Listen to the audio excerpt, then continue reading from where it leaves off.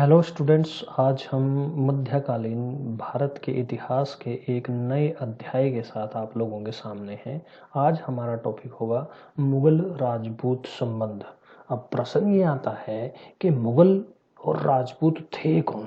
जब हम इस बात पर प्रश्न करते हैं कि मुगल और राजपूत थे कौन, तो पहला जो इम्पोर्टेंट एस्पेक्ट है, जब यदि हम मुगलों की बात करें कि मुगल कौन हैं, तो मुगल मध्य एशिया के तुर्कों की एक शाखा थी जो तैमूर लंग के नेतृत्व में, जिन्होंने अपनी वहाँ मध्य एशिया में सत्ता स्थापित की थी।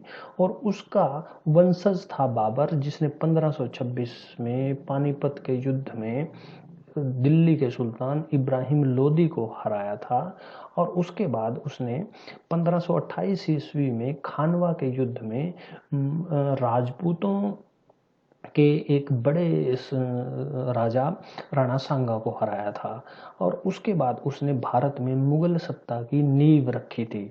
उसके जो वंशज हैं, उसके जो आने वाली पीढ़ियां हैं, उनमें हुमायूं, अकबर, जहांगीर, शाहजहां, औरंगजेब, ये उसके वंशज, ये उसके आने वाली पीढ़ियां थी जिन्होंने भारत में एक लंबे समय तक शासन किया। अब दूसरा प्रश्न ये आता है कि जिन्हें हम राजपूत कह रहे हैं वो है कौन।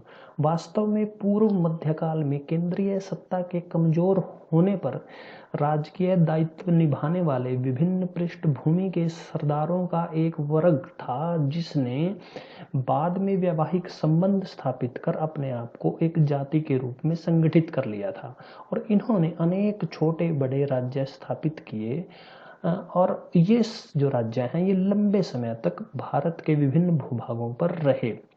यदि हम 16वीं शताब्दी की बात करें, तो 16वीं शताब्दी में मेवाड़, मारवाड़, रणथंबोर, बूंदी, बीकानेर, आमेर, ये इनके प्रमुख राज्य हैं। और हम इन्हीं बातों को, इन्हीं चीज़ों को आगे डिस्कस करने का प्रयास करेंगे। जैसा कि मैंने बताया कि पहला मुगल बादशाह बाबर, उसके बाद हुमायूं।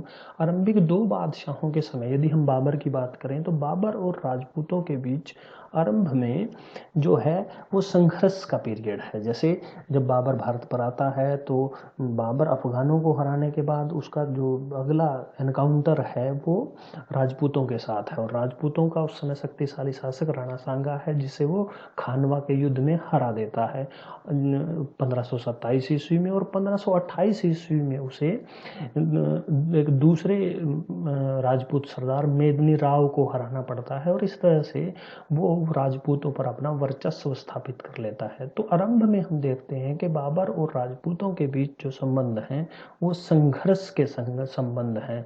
उसके बाद बाबर की मृत्यु 1530 ईस्वी में हो जाती है। उसके बाद उसका पुत्र हुमायूं जो है वो मुगलों का नया बादशाह बनता है।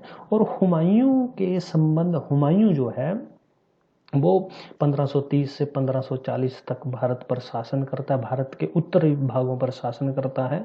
और उसके बाद उसे शेरशाह सूरी हरा देता है, भारत से भगा देता है। शेरशाह सूरी एक अफगान सरदार है जो उसे यहाँ से भगा देता है। और इसी दौरान हम देखते हैं कि हुमायूं और राजपूतों के संबंध जो हैं वो मित्रता की ओर अग्रसर होते हैं। जैसे एक एग्जाम्पल है कि जब गुजरात का शासक राजपूताना की एक रानी कर्णवती पर के राज्य पर हमला करता है, तो रानी कर्णवती हुमायूं से सहायता मांगती है। और वो, जैसा कि एक बड़ी ऐतिहासिक और इम्पोर्टेंट एक व्याख्यान है कि वो रानी कर्णवती जो है हुमायूं को राखी भेजती है। तो एक तरह से सहयोग मांगने की दिशा में ये संबंध बनते हैं कि सहयोग का इनमें हमें पुट दिखाई देता है। उसके बाद शेरशाह सूरी जब हुमायूं को हरा देता है, तो हुमायूं राजपूतों की शरण में आता है। वो राजपूतों में जो मारवाड़ का जो राजा है मालदेव, उसके साथ उसके संबंध हैं, वो उससे हेल्प लेने का प्रयास करता है।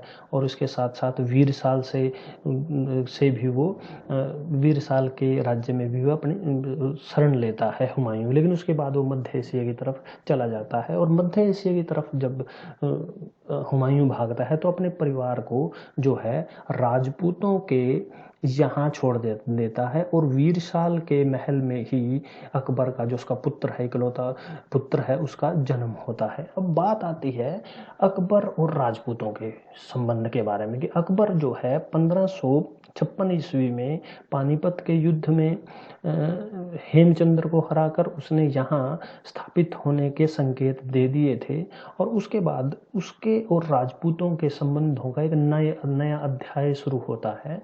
और इस अध्याय के अब ये जो संबंध हैं ये मैत्रीपूर्ण संबंध होते हैं, प्रगाढ़ संबंध होते हैं और इतिहास में इन्हें हिंदू मुस्लिम एकता का, धार्मिक सहिष्णुता का प्रतीक माना जाता है।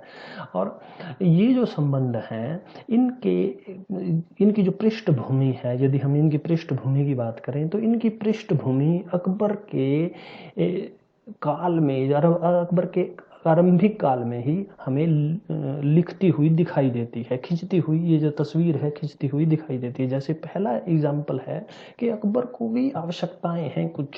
जैसे पहली अकबर की आवश्यकता है कि उसके जो अमीर हैं, जो उसका अभिजात्य वर्ग है, उसके बीच उसमें कहीं ना कहीं शक्ति संतुलन नहीं है। उसके जो अमीर हैं वो दो, मोटे तौर पर जो मुगल अमीर हैं, दो भागों में बटे हैं, ईरानी हैं, तुरानी हैं, और उन दोनों के बीच वो मुगल बादशाह अकबर को अपना शासक तो मानते हैं, लेकिन उनके बीच लगातार संघर्ष चलता है और अकबर जो है उन पर अधिक ज़्यादा विश्वास नहीं करता है। दूसरा, अकबर जो है अपने राज्य का विस्तार करना चाहता है। अब राज्य का विस्तार कैसे होगा? वो संघर्ष से होगा या मैत्रीपूर्ण तरीके से भी हो सकता है। तो ये जो चीज़ें हैं ये आरंभ में अकबर के सामने हैं कि वो राज्य का विस्तार करना चाहता है और अपने राज्य का विस्तार के साथ साथ वो कुछ लोगों को मित्र भी बनाना चाहता है। अब मित्र कौन बनेंगे उसके? वो अपने अमीरों से, जैसा कि मैंने अभी बताया कि अपने अमीरों से संतुष्ट नहीं है, तो यहाँ दो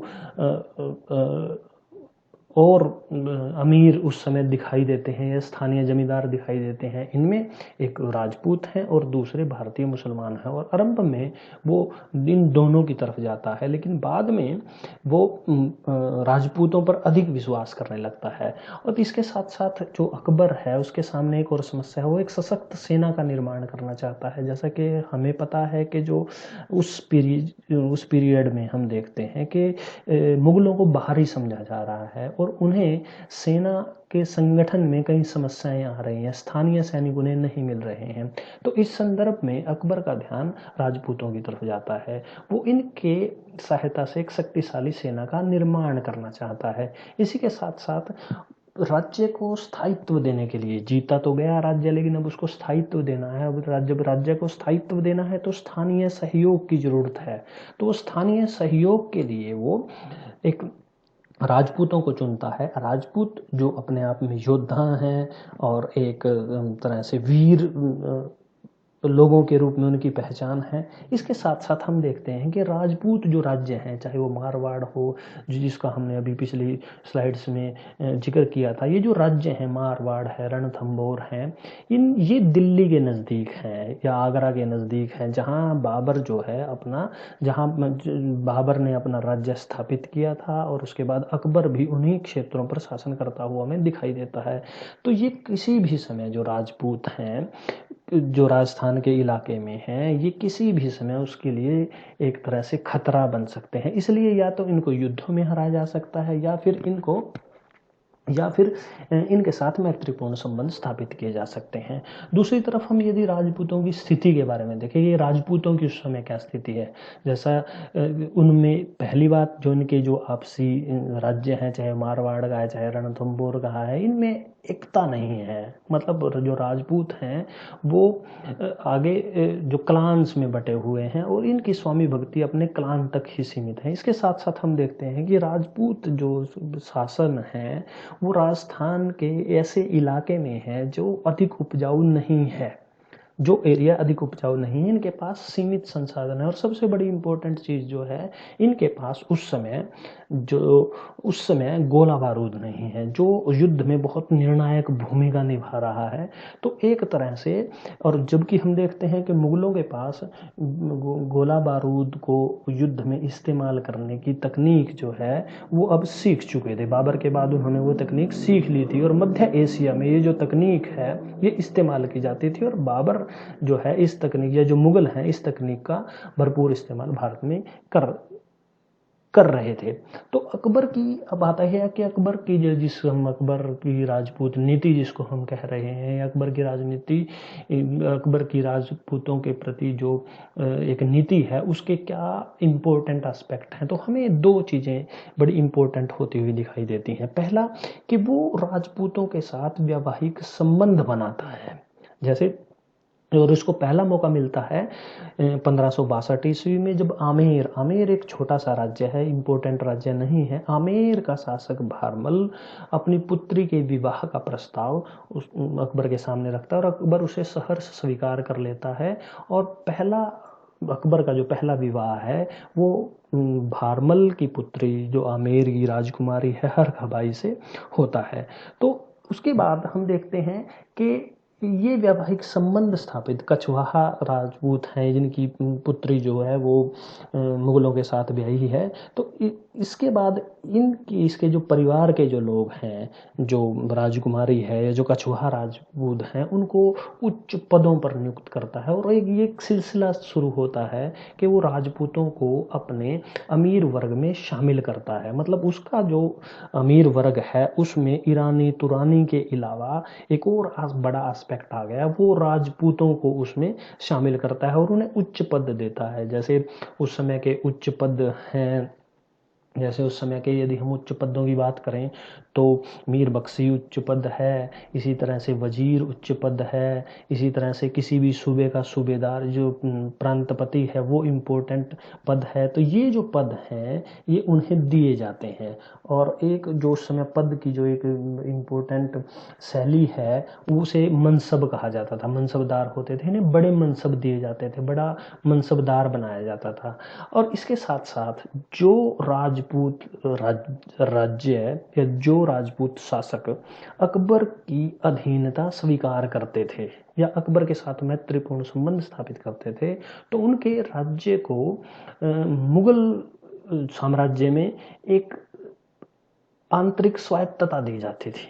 आंतरिक स्वायत्तता के वो अपने जो एरिया है उनका जो राज्य है वो आंतरिक मामलों में जो मुगल हैं या अकबर है वो कभी हस्तक्षेप नहीं करता था।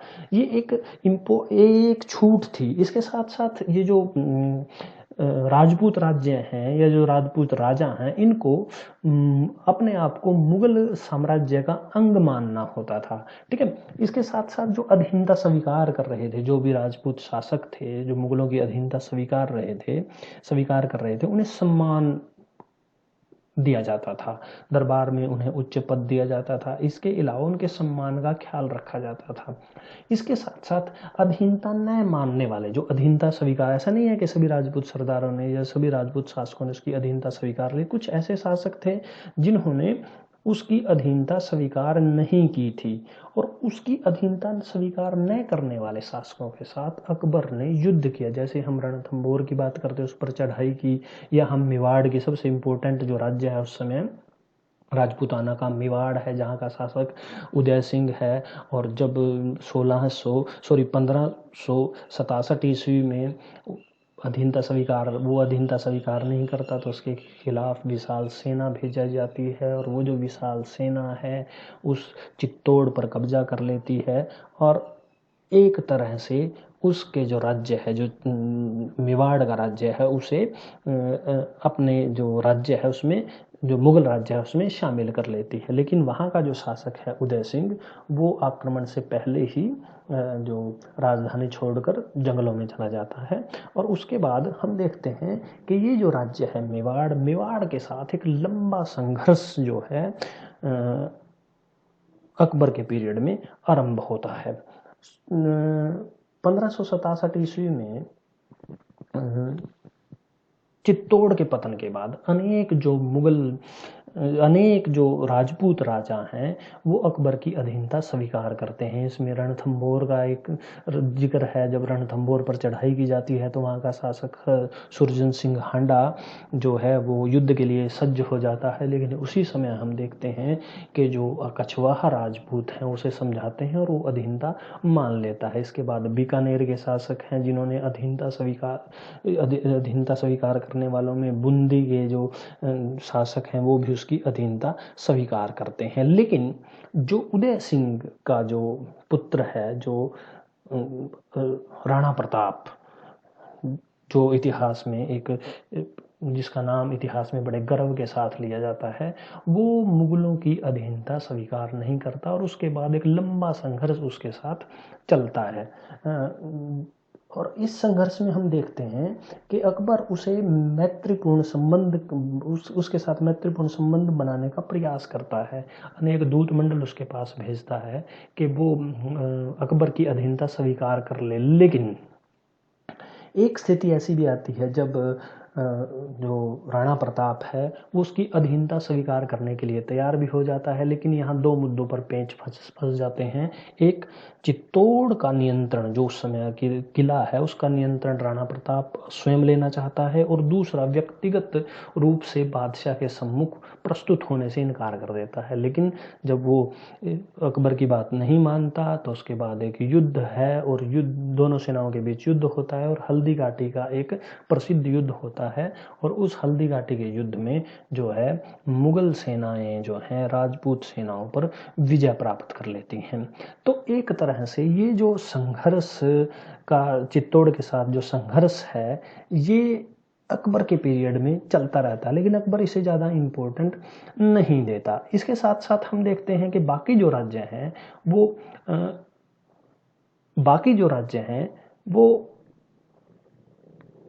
अकबर की अधीनता स्वीकार कर लेते हैं। अब इसके परिणाम क्या निकलते हैं? जैसे पहला परिणाम है कि अमीरों में संतुलन उत्पन्न हो, अमीरों में, जो अकबर के जो अमीर हैं उनमें संतुलन स्थापित हो जाता है। अब वो ईरानी और तुरानी अमीरों पर डिपेंड नहीं है। अब उसे एक दूसरा वर्ग है जो राजपूत हैं वो मिल गए हैं, जो उसकी सहायता कर रहे हैं शासन चलाने में। इसके साथ साथ जो उसे एक विशाल जो सेना मिली है राजपूतों की, तो उस विशाल सेना के साथ उसने अपने राज्य की सीमाएं बढ़ाई और उसके राज्य की सीमाएं जो हैं आधुनिक बांग्लादेश से लेकर अफगानिस्तान तक उत्तर भारत में स्थापित हो गई। इसके साथ साथ जो उसका परिणाम है राजनीतिक अकबर की राजपूत नीति का, वो सबसे महत्वपूर्ण परिणाम है कि जो स्थानीय लोग हैं उनका सहयोग मिला। कहीं ना कहीं जो विदेशी का जो एक टैग था अकबर के ऊपर कि ये यहाँ से चला जाएगा, वो टैग धोलने में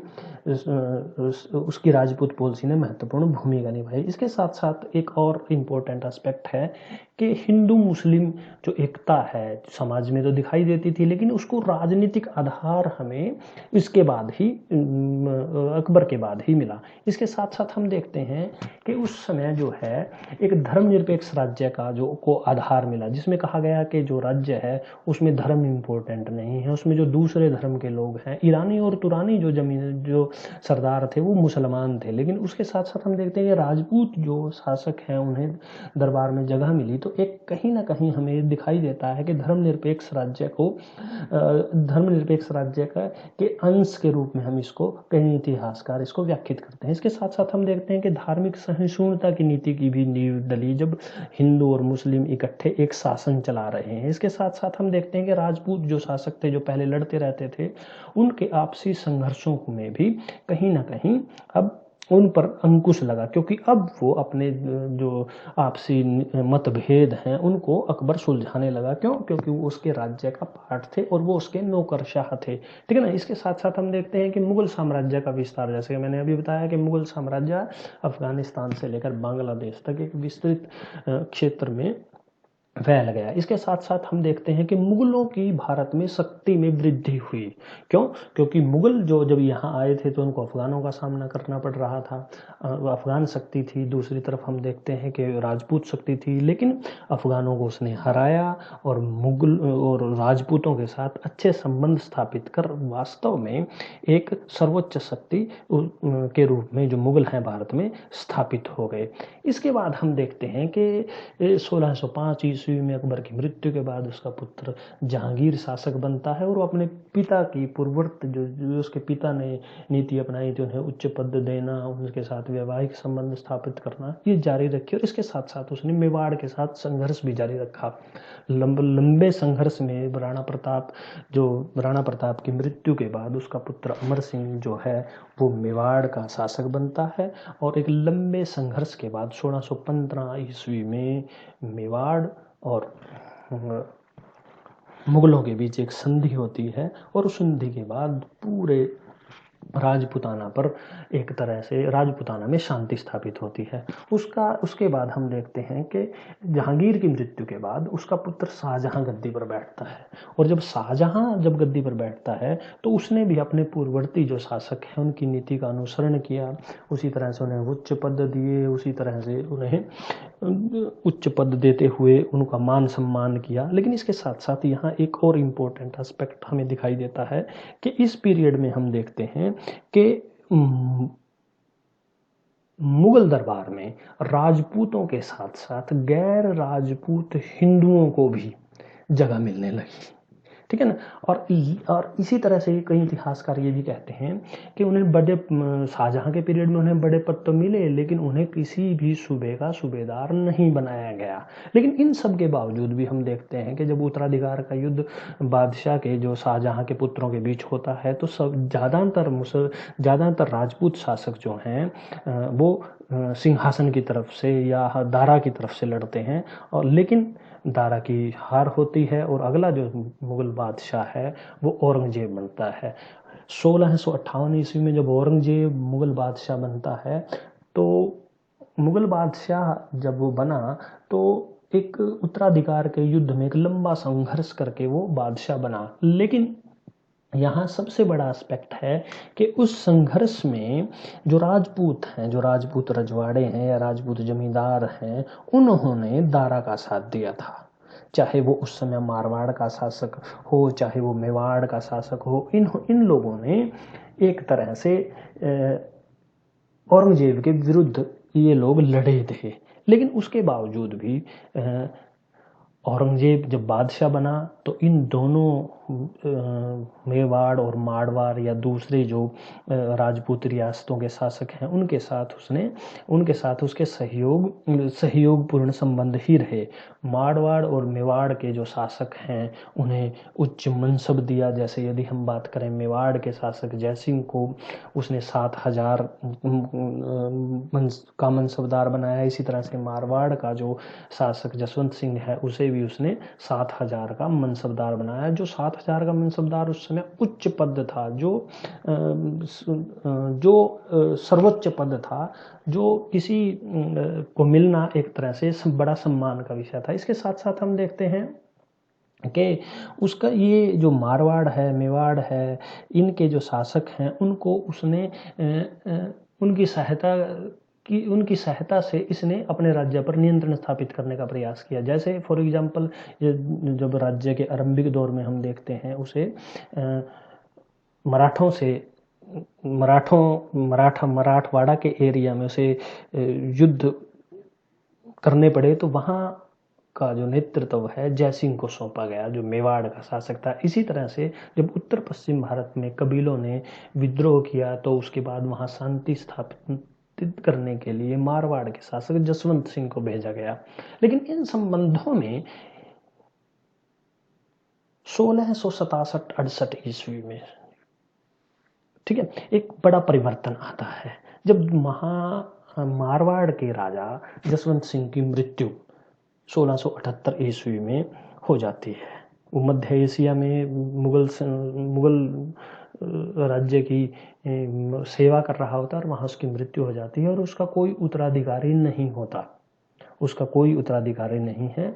तो ऐसी स्थिति में जो उसका राज्य है मारवाड़, उसे औरंगजेब प्राप्त करना चाहता है। मतलब प्राप्त क्या कर रहा है, उसको उसके जो राज्य है उसे खालिसा में परिवर्तित करना चाहता है, कि उसका जो रेवेन्यू है वो, दूसरे शब्दों में कहें कि उसकी स्वायत्ता को समाप्त कर उस पर सीधा नियंत्रण स्थापित करने का प्रयास करता है।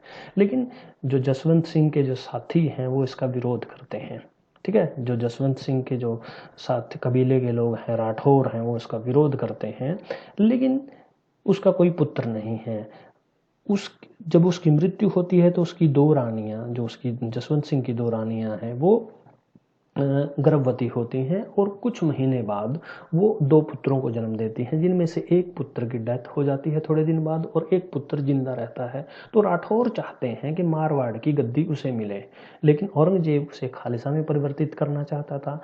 और इसके साथ साथ जो जसवंत सिंह का भतीजा इंद्र सिंह भी उस गद्दी को प्राप्त करना चाहता था। तो एक तरह से वो इंद्र सिंह जो है ये बात समझाने में औरंगजेब को सफल हो जाता है कि गद्दी उसे दी जाए। और औरंगजेब अपने निर्णय में परिवर्तन करता है और उसके क्षेत्र को खालिसा भूमि में परिवर्तित न करके उसकी जो राज्य की बागडोर जो है वो इंद्र सिंह को देने की घोषणा करता है। लेकिन इसी बीच जो मारवाड़ के जो बड़े सरदार हैं, वो जो शहजादा है, जो अभी छोटा है, जो अभी नन्हा बालक है, उसे लेकर मुगल बादशाह औरंगजेब के दरबार में पहुंचते हैं और कहते हैं कि इसे आप इंद्र सिंह की बजाय आप जो नन्हा शहजादा है अजीत सिंह, उसे मारवाड़ की गद्दी दे दी जाए। लेकिन औरंगजेब उनके सामने दो शर्तें रखता है। पहली शर्त कि जो मारवाड़ की गद्दी है वो वयस्क होने के बाद अजीत सिंह को दे दी जाएगी और इस दौरान अजीत सिंह के लालन पालन की जो जिम्मेवारी है वो मुगल राज्य की होगी। मतलब उसे मुगल शाही हरम में रहना होगा जहां उसका पालन पोषण होगा। लेकिन राठौर जो हैं वो औरंगजेब की इस बात से सहमत नहीं होते और एक दिन वो वहां से चुपके से निकल भागते हैं। और इस तरह से मारवाड़ और औरंगजेब के बीच एक संघर्ष का दौर शुरू होता है। उनका भागना औरंगजेब के लिए एक विद्रोह का सूचक था। वो मानता था कि ये जो राठौरों ने विद्रोह किया है और वो उनको पकड़ने के लिए, जो उनमें सबसे प्रमुख सरदार है उस समय राठौरों का, वो दुर्गादास है, उसे पकड़ने के लिए सेना भेजता है। इस तरह से मारवाड़ और मुगल संघर्ष की शुरुआत होती है। और इसी संघर्ष में हम देखते हैं कि मेवाड़ के शासक भी कूद पड़ते हैं। तो एक तरह से राजपूत और मुगलों के बीच संघर्ष का वो दौर दोबारा शुरू हो जाता है जो हम बाबर के समय देखते हैं। और इस संघर्ष में ये लंबा संघर्ष चलता है जिसमें जो औरंगजेब है अपने सभी संसाधन लगाता है। जो सेना है उसकी जिम्मेवारी शहजादे अकबर को देता है। और लेकिन जो राजपूत हैं वो शहजादे अकबर को अपनी ओर मिलाने में सफल हो जाते हैं और इस तरह से अकबर भी औरंगजेब के विरुद्ध विद्रोह कर देता है। तो यहाँ औरंगजेब के सामने एक समस्या है। औरंगजेब के सामने सबसे बड़ी समस्या क्या है कि उसके राजपूत उसके अगेंस्ट हैं जो अभी तक राज्य का आधार समझे जाते थे, और दूसरा एक शहजादा भी उनके साथ है और अकबर ने अपने आप को मुगल बादशाह घोषित कर दिया। तो एक तरह से ये विद्रोह है जो हमें अकबर का, जिसको हम अकबर का विद्रोह कह सकते हैं, जिसको हम राजपूतों का विद्रोह कह सकते हैं। तो ये जो दो विरोधी धुर हैं यहाँ मारवाड़ में या राजपूताना में इकट्ठे होते दिखाई देते हैं। लेकिन औरंगजेब जो है बड़ी कूटनीति से काम लेता है और एक जाली पत्र तैयार करवाता है, वो अपने शहजादे अकबर के पास भेजता है और वो जो पत्र है, वो जो संदेश वाहक है, वो सबके सामने पड़ता है, जिसमें अकबर को कहा जाता है, जिसमें अकबर की तारीफ की जाती है और कहा जाता है कि अकबर ने बहुत अच्छा काम किया, सब राजपूतों को इकट्ठा एक स्थान पर एकत्रित कर दिया, अब इन्हें हराना आसान होगा। इस संदर्भ में हम देखते हैं कि यहाँ राजपूतों और अकबर के बीच जो है वो अविश्वास पैदा होता है और सेनाएं छिन्न भिन्न हो जाती हैं। इसके बाद अकबर जो है वो भागकर राजपूतों की सहायता से दक्षिण भारत में जो है मराठों के पास आ जाता है, और जो औरंगजेब है वो राजपूतों के खिलाफ अपने विद्रोह जो सैन्य जो अभियान है उसे और तीव्र कर देता है। और इसके बाद हम देखते हैं कि एक लंबी लड़ाई के बाद मेवाड़ के जो राजा हैं वो संधि के लिए राजी हो जाते हैं, उनके साथ संधि होती है। लेकिन राठौरों के साथ, मारवाड़ के साथ एक लंबा संघर्ष जो है चलता है, और उसके बाद हम देखते हैं कि जिसमें 1690 ईस्वी के बाद परिवर्तन आने शुरू होते हैं। जब अजीत सिंह वयस्क हो जाता है तो एक संधि होती है, लेकिन वो संधि अधिक दिन नहीं चलती, और उसके बाद एक लंबा क्रम चलता है विद्रोह का। अजीत सिंह का जो विद्रोह है, या हम कहें कि अजीत सिंह का जो विद्रोही तेवर हैं, वो एक लंबा संघर्ष चलता है, और 1707 तक, औरंगजेब की मृत्यु तक, जो राजपूताना के क्षेत्र में अव्यवस्था रहती है। अब प्रश्न ये आता है कि इस औरंगजेब की इस राजपूत नीति के परिणाम क्या हैं। जैसे पहला यदि इम्पोर्टेंट देखें तो मुगल राजपूत संघर्षरत हो गए। अब राज्य में अशांति है, वो जो धार्मिक सहिष्णुता की नीति जो अकबर ने चलाई थी उसको आघात लगा, मुगल साम्राज्य पतन की ओर अब चलने लगा। क्योंकि इसके बाद हम देखते हैं कि मराठों का विद्रोह है, जाटों का विद्रोह है, बुंदेलों का विद्रोह है, तो मुगल साम्राज्य पतन की ओर अग्रसर होने लगा। और इसके साथ साथ हम देखते हैं कि मुगल साम्राज्य पतन की ओर अग्रसर होने के साथ साथ स्वतंत्र राजपूत राज्यों के उदय का आधार भी इसी संघर्ष के बाद निकलता है। और 18वीं शताब्दी में अनेक जो राजपूत राज्य हैं वो राजपूताना में उभर कर आते हैं।